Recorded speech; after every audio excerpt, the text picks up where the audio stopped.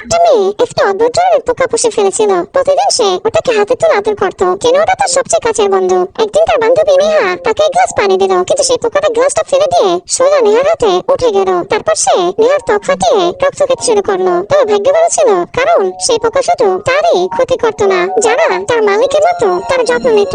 কিছুদিনের মধ্যে সেই পোকাটা 1 মিটার লম্বা হয়ে গেল। এখন সে মেয়েটার জন্য এমন জিনিস এনে দিত যেগুলো সে নিজে পৌঁছাতে পারতো না। তাদের বোঝাপড়া এতটাই ভালো ছিল যে তারা একসঙ্গে সব কাজ করতো। তবে সেই পোকাটা শুধু নেহার রক্তই খেত। সময়ের সঙ্গে সঙ্গে মেয়েটি বড় হলো, আর সেই পোকাটাও এক বিশাল দানবের রূপ নিল। তারা একসঙ্গে খেলা করতো, ক্লান্ত হলে একসাথে গোসল করতো, দোলনায় দোল খেত, আর একে অপরের সঙ্গে সময় কাটাতো। মেয়েটা তার ছবি আঁকতো, ছবি তুলতো। তাদের সম্পর্কটা খুব ঘনিষ্ঠ হয়ে উঠলো। কিন্তু মেয়েটার জন্য একটা দুঃস্বপ্নে পরিণত হতে চলেছিল।